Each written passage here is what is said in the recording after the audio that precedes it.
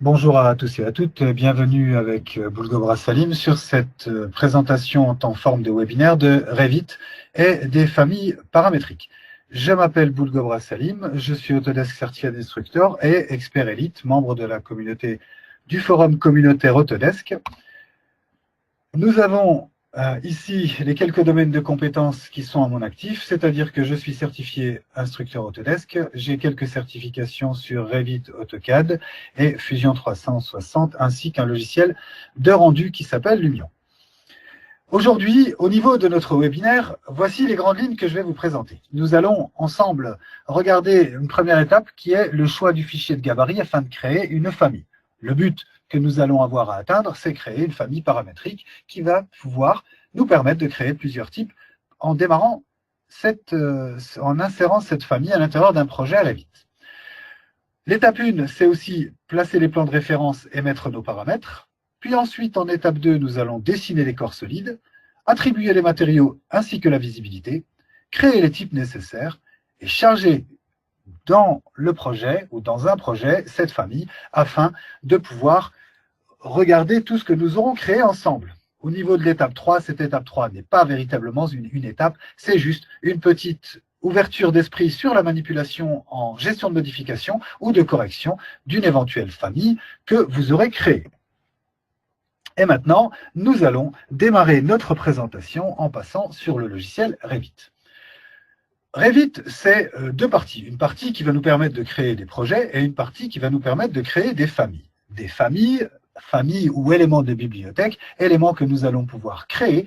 Nous allons nous concentrer aujourd'hui sur des familles que l'on nomme familles chargeables. Des familles que nous allons créer et que nous allons pouvoir partager entre projets, en tout cas, ou récupérer à partir d'un répertoire pour une agence ou sur une machine.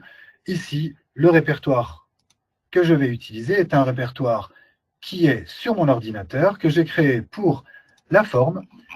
Alors, pour cette occasion, j'ai ici mon répertoire qui se nomme « Mes familles ». Et dans ce répertoire « Mes familles », j'ai créé un répertoire modèle générique métrique. Dans ce répertoire modèle générique métrique, j'ai ici tous les fichiers avec lesquels je vais travailler. Lorsque l'on démarre une famille dans Revit, nous allons cliquer sur « Nouveau ».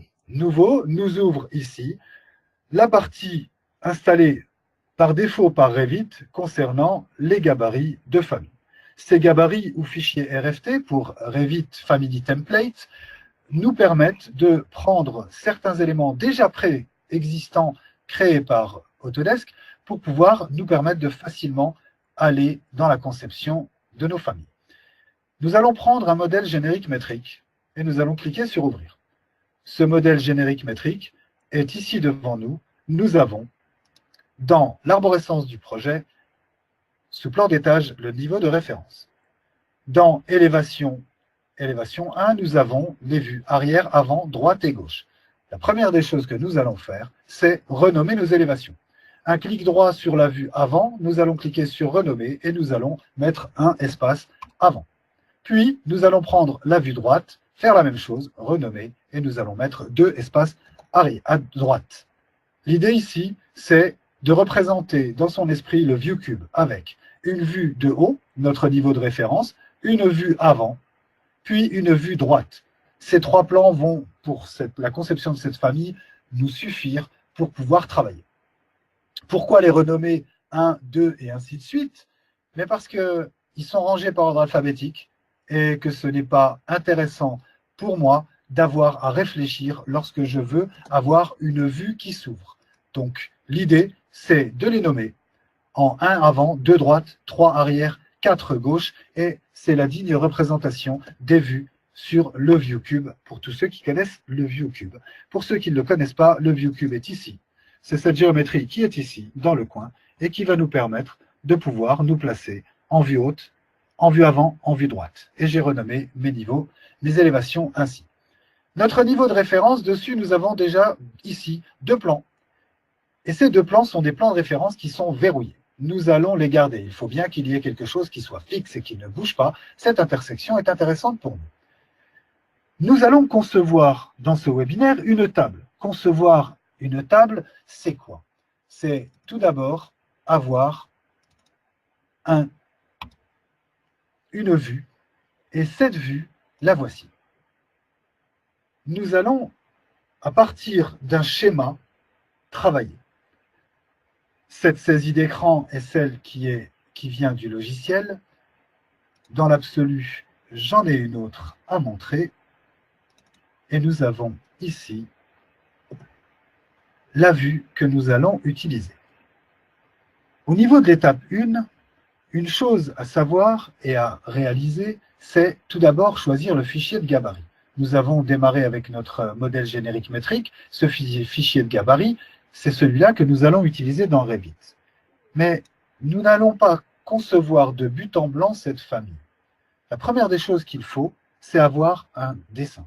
Il faut esquisser sur une feuille de papier un schéma qui va nous permettre de pouvoir travailler à tête reposée et insérer les variables qui nous sont nécessaires. Et ces variables, elles sont ici, à l'intérieur de ce fichier, et nous avons un certain nombre de variables nommées. Ce sont celles que je vais, au fur et à mesure, créer. J'ai besoin d'une variable longueur, d'une variable largeur, d'une variable hauteur, ainsi que 3 autres variables qui sont EPT pour l'épaisseur de la table, EPP pour l'épaisseur du pied et DEC pour décalage du pied, afin d'obtenir le schéma suivant.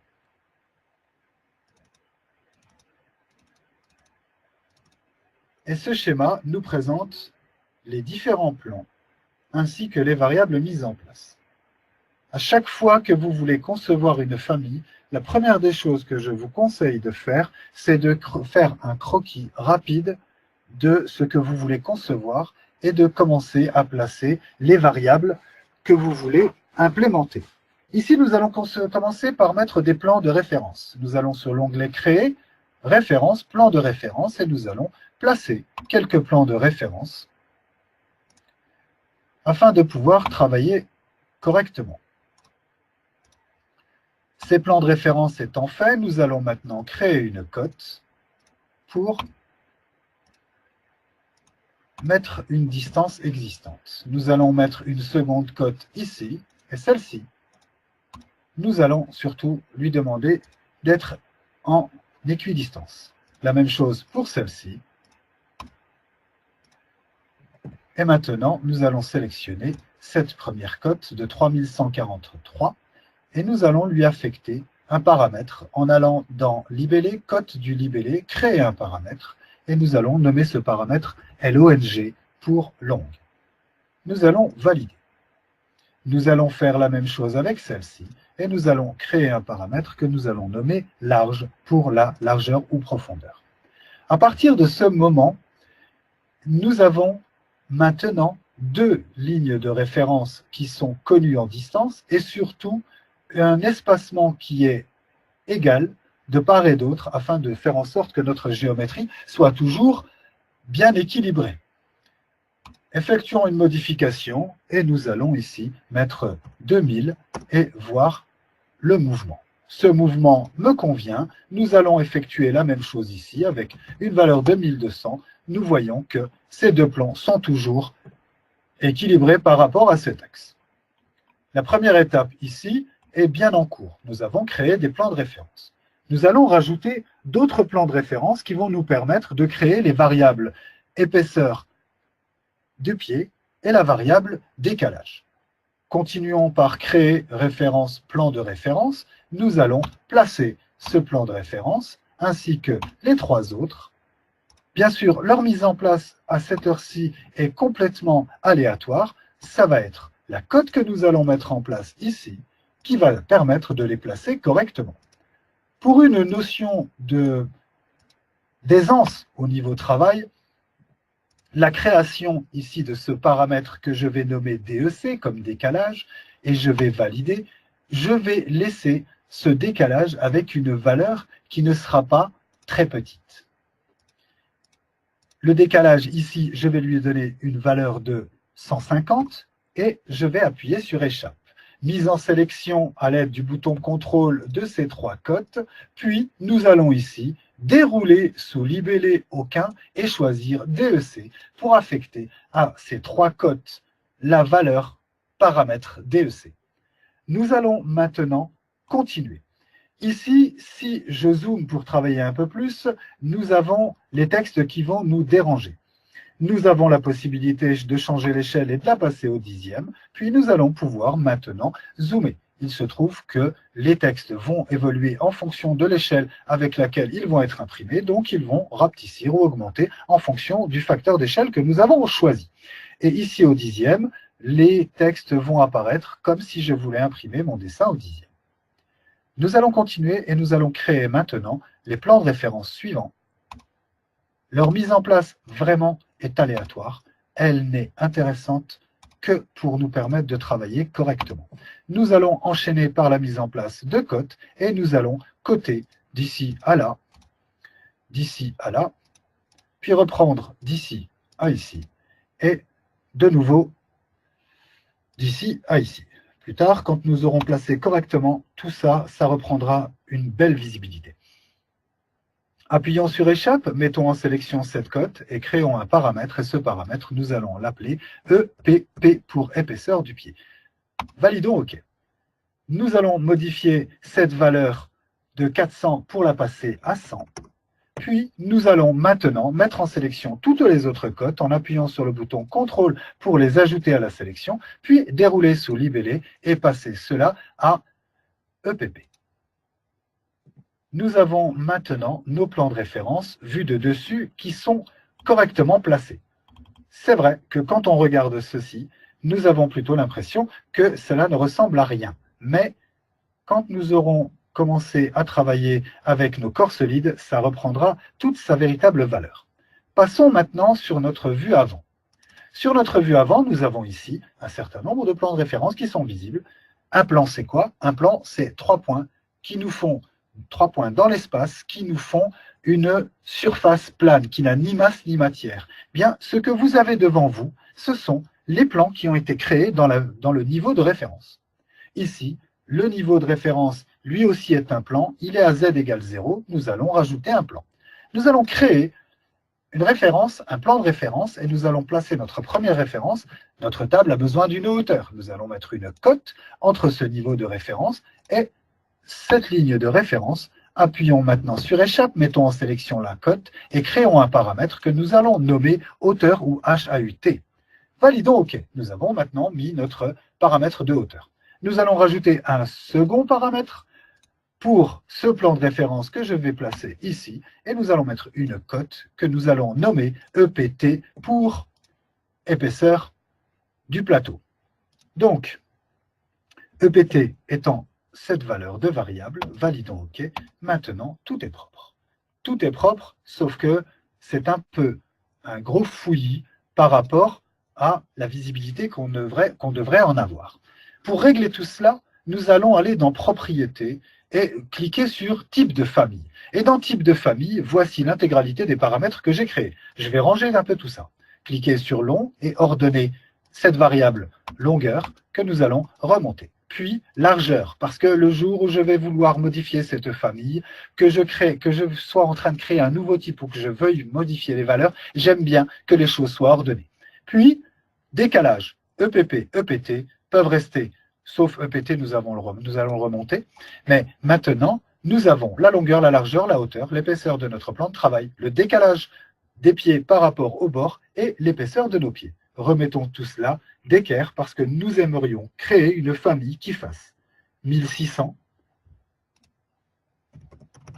Appliquons. Par 600. Appliquons. En hauteur, j'aimerais qu'elle soit à 820. Nous sommes dans une conception de famille, nous sommes en millimètres. L'épaisseur de notre plateau, je veux une épaisseur de 20 mm. Le décalage, j'aimerais un décalage de 30, de 50 à partir du bord. Et au niveau de l'épaisseur des pieds, j'aimerais des pieds de 30. Maintenant que ceci est appliqué, nous allons pouvoir zoomer et nous avons maintenant la forme future qu'aura notre table. Nous allons revenir sur notre niveau de référence Et maintenant, nous sommes passés à une autre étape. Au niveau de l'étape 2, nous allons dessiner des corps solides. Ces corps solides, dans leur exécution, sont un contour fermé auquel nous allons appliquer une fonction. Ce contour fermé est nécessairement sur un plan. Nous allons revenir sur Revit, puis nous allons nous placer dans la vue adéquate.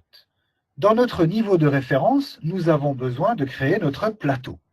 Pour créer notre plateau, nous allons nous placer sur Créer, Forme et choisir Extrusion. Nous allons créer une extrusion. Et cette extrusion, nous allons la dessiner à l'aide d'une géométrie rectangulaire et je vais être large. Je vais la dessiner très grande. Parce que l'idée, c'est de faire en sorte que si mon plan de référence varie, que ma forme suive, qu'elle soit liée à une épaisseur ou pas, cette idée, c'est faire en sorte que, à toute variation, la forme suive la variation.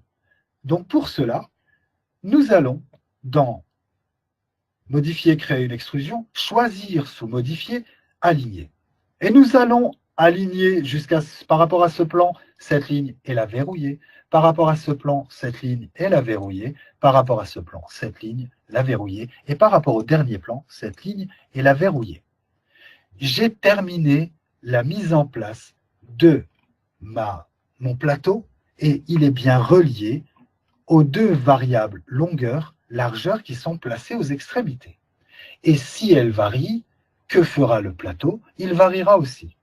Sur la partie gauche, dans les propriétés, nous avons une notion de début d'extrusion et fin d'extrusion. Venir l'expliquer maintenant est intéressant et aussi pas intéressant parce que l'idée, c'est de valider.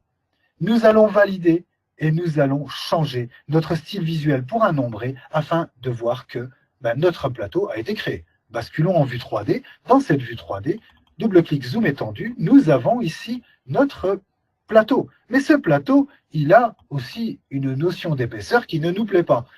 Pour cela, la vue avant va nous aider. Le plateau est ici, et ce plateau a des poignées.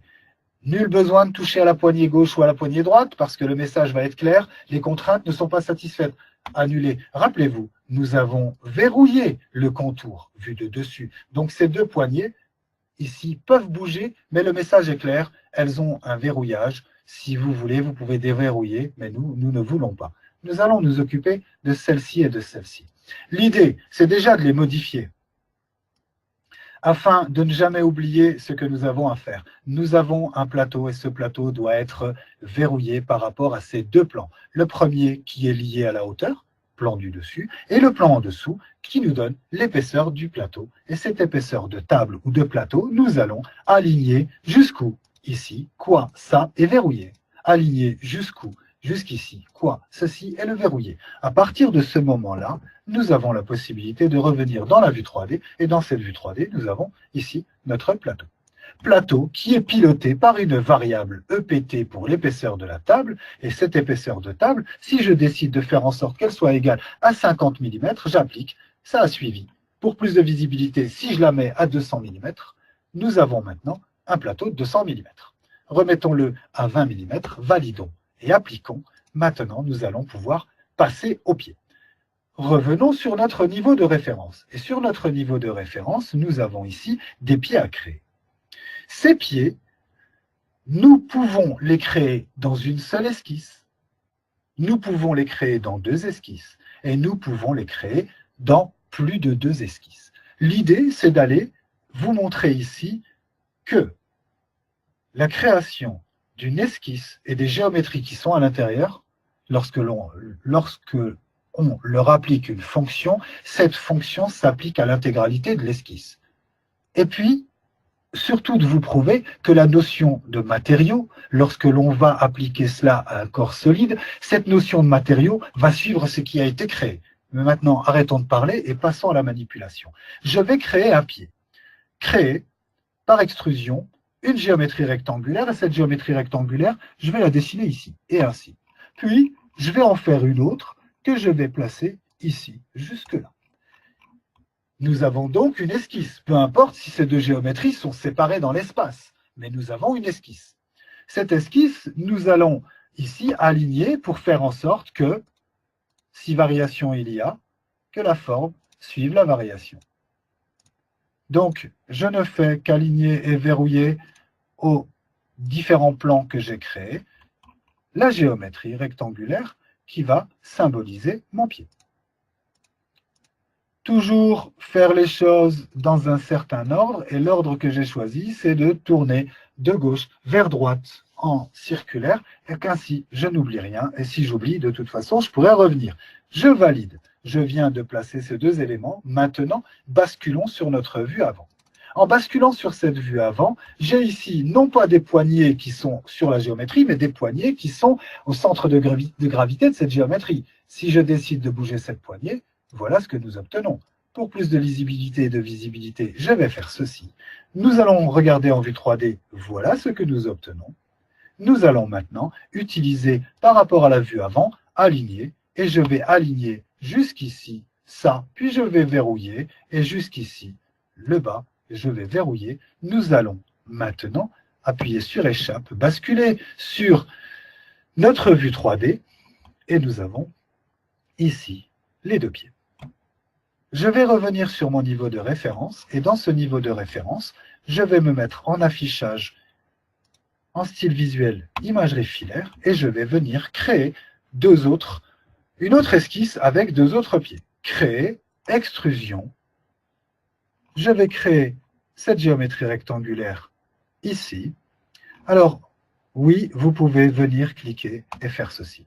Puis venir fermer, verrouiller la géométrie au plan. C'est une chose qui est faisable. Je ne dis pas que ça ne l'est pas, mais je conseille à tout débutant de savoir exactement ce qu'il est en train de faire quand il est en train de le faire. Donc, pour cela, vaut mieux utiliser, aligner et verrouiller. Vous serez au moins sûr et certain de ce que vous avez fait.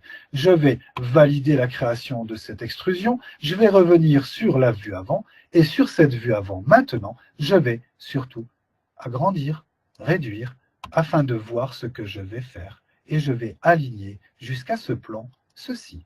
Je verrouille. Et je vais aligner jusqu'à ce plan ceci. Je verrouille. Maintenant, appuyons sur échappe deux fois, basculons dans notre vue 1 et voici notre table paramétrique qui a été créée. Cette table paramétrique, lorsque je passe en survol les géométries, j'ai ici le résultat d'une extrusion, le résultat d'une autre extrusion et le résultat d'une dernière extrusion. Alors, tout cela pour dire quoi?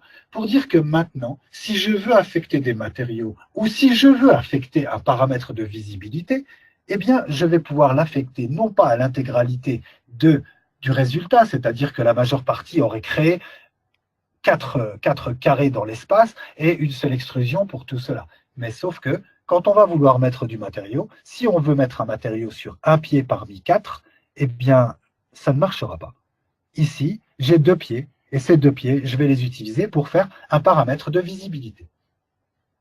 Nous allons utiliser deux méthodes, deux façons de faire. La première, à l'aveugle.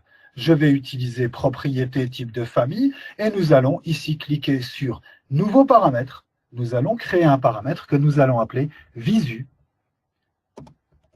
pied avant. Visu pied avant, nous allons l'affecter non plus au type, mais à l'occurrence.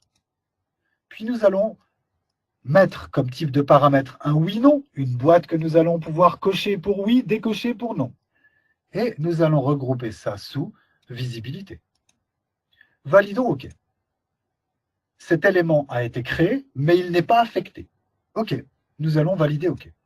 Maintenant, nous avons donc créé un paramètre qui se nomme visu pied avant. Ça marche. Nous allons sélectionner les pieds arrière.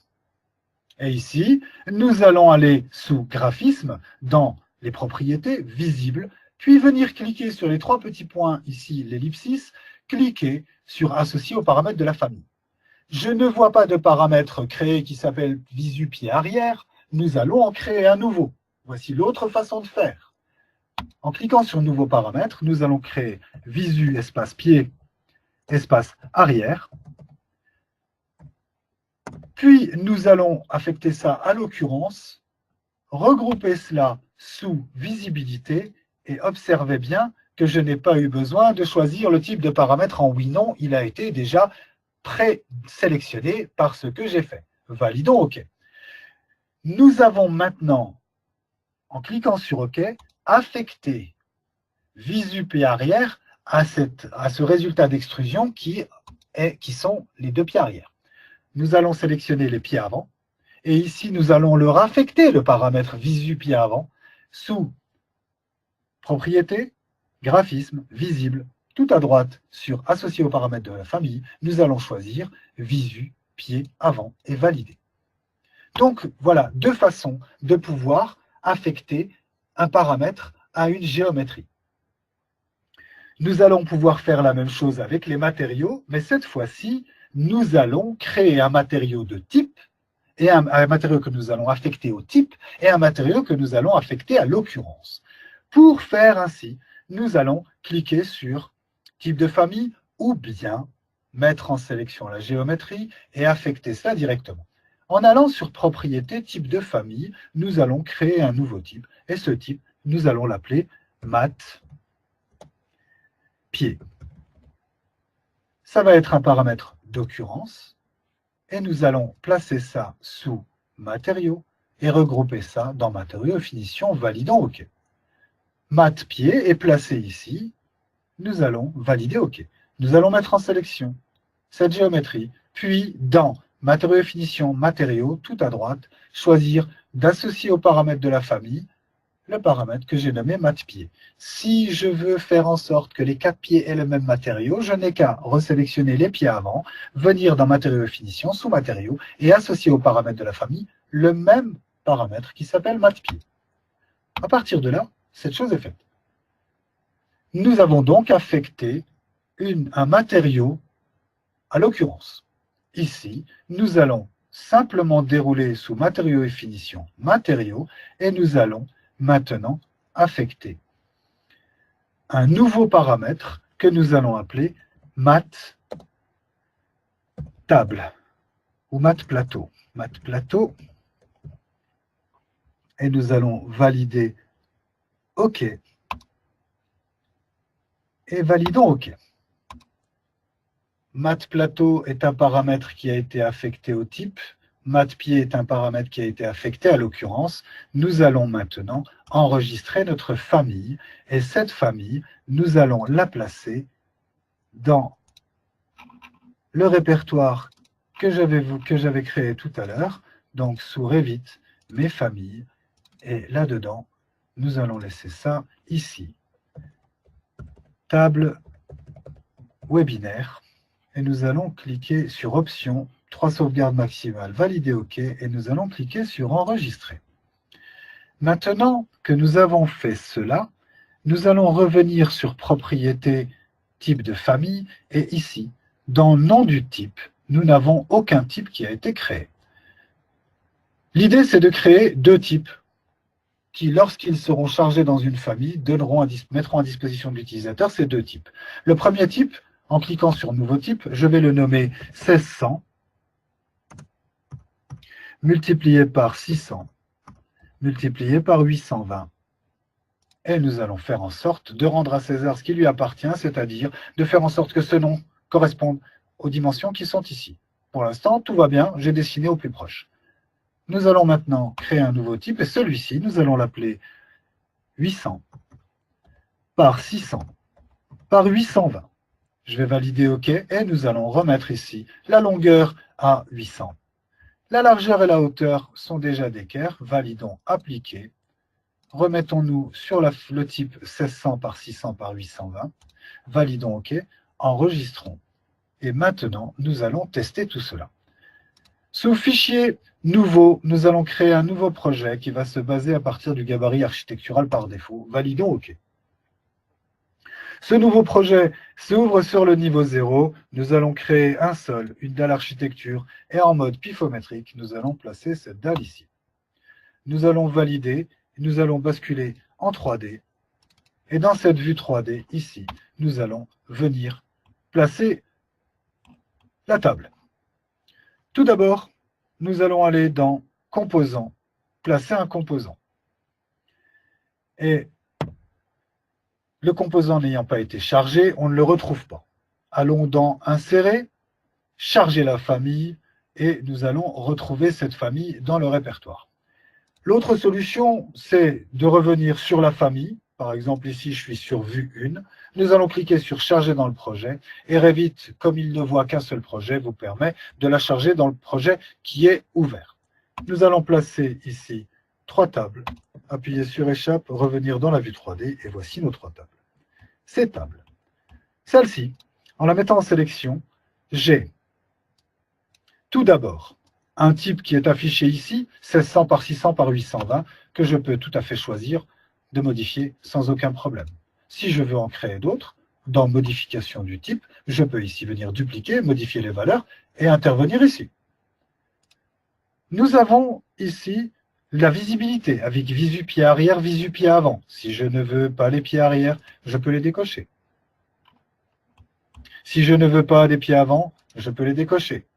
Mis à part le fait que cette table va se retrouver dans l'espace vide, ce n'est pas tellement intéressant pour nous. Laissons quand même visu pied avant et partons du principe que cette table sera mise contre un mur. Cette table, lorsque nous la mettons en sélection, nous avons ici la possibilité, sous matériaux finition, de choisir les matériaux des pieds.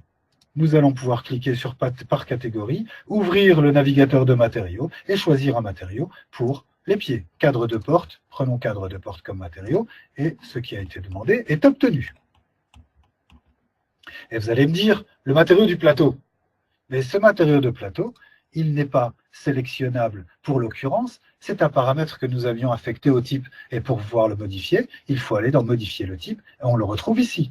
Cela veut dire que tous les éléments qui ont le même type vont être modifiés en même temps lorsque nous allons modifier le matériau du plateau. Ce n'est pas intéressant pour nous. Nous, ce qui nous intéresse, c'est de pouvoir faire varier chaque plateau comme bon nous semble. Et donc, pour cela, nous allons revenir sur notre vue 1 dans notre famille table. Nous allons aller dans Type de famille et sur Mat Plateau, ici, nous allons le modifier.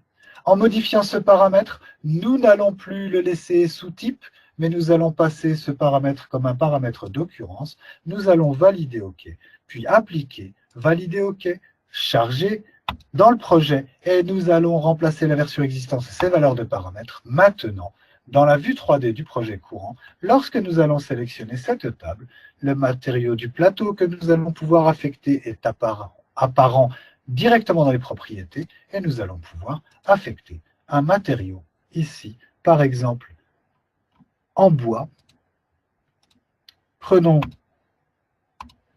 ce matériau-là et nous avons maintenant cette table qui, elle, a des propriétés de visibilité qui sont liées à l'occurrence, c'est-à-dire à la géométrie qui est mise en sélection ici, et non plus de la visibilité qui sont affectées à l'occurrence, des matériaux qui sont affectés à l'occurrence, et nous sommes tout à fait tranquilles par rapport au bien-être de l'utilisation de cette famille dans un projet futur. L'idée, c'était d'arriver à cela. Alors, maintenant, l'esquisse. L'esquisse ici, dans notre niveau de référence, c'est une géométrie qui est là, une géométrie qui est là, et une géométrie qui est ici. La vue 3D le prouve. Nous avons un corps solide, un corps solide et un autre corps solide. Eh bien, si nous avons le besoin de pouvoir travailler, on va dire, avec non pas une seule texture de pied, mais 4 textures de pied, ou si nous avons besoin de pouvoir supprimer un pied parmi 4, ou même 3 sur 4, eh bien, voici une autre famille qui a été conçue dans le même principe, mais cette fois-ci, chaque pied est un élément individuel, c'est-à-dire que l'esquisse qui a été créée, c'est celle-ci, et les 3 autres sont des copies de cette esquisse placée correctement, alignée avec les bons plans, et le résultat est le résultat suivant. Lorsque je vais charger dans le projet cette famille qui s'appelle table 06 pieds, ainsi de suite, bon, la nomenclature de nommage est simplement là pour l'exercice, mais lorsque je vais charger dans le projet ici cette table, eh bien, voilà ce que je vais pouvoir obtenir dans la vue 3D. Cette table ici des paramètres de matériaux qui sont affectés à l'occurrence, on le voit dans les propriétés, mais elle a aussi des paramètres de visibilité qui sont visu P1, P2, P3 et P4, des visibilités affectées au pied de 1 à 4. Si je ne veux pas du P2 ni du P3, j'obtiens la même chose que là-haut, sauf que là, cette fois-ci, j'ai aussi la possibilité d'enlever le pied 4. Donc, tout cela pour en arriver à quoi? Pour en arriver à, lorsque l'on crée une géométrie, la première des choses, en tout cas lorsque l'on crée une famille, la première des choses que vous avez tous besoin de faire, c'est d'avancer vers une conception d'abord sur feuille de papier. Vous dessinez votre esquisse, vous mettez les noms pour les paramètres, vous prenez le bon gabarit, vous dessinez vos paramètres, et à partir de ce moment-là, vous finissez par obtenir ce que vous avez voulu obtenir. Nous arrivons maintenant à la fin de ce webinaire. Paul Cézanne a dit qu'il vient faire savoir et savoir faire. Quand on sait faire, ça finit toujours par se savoir. Je suis d'accord avec ce qu'il a dit. Moi, je préfère cette phrase qui vient de Sacha Guitry et qui dit que un croquis, ce n'est pas le début d'un chef-d'œuvre à venir, ce n'en est pas la fin, c'en est l'essentiel. Gardez à l'esprit que si vous partez sur un croquis papier au départ, ben vous saurez facilement où vous allez arriver, et cette logique-là vous permettra de pouvoir répondre à toutes les questions que vous vous poserez au fur et à mesure de votre conception. Je vous remercie d'avoir suivi ce webinaire avec moi et je vous dis à bientôt pour un nouveau webinaire sur les logiciels de la suite Autodesk.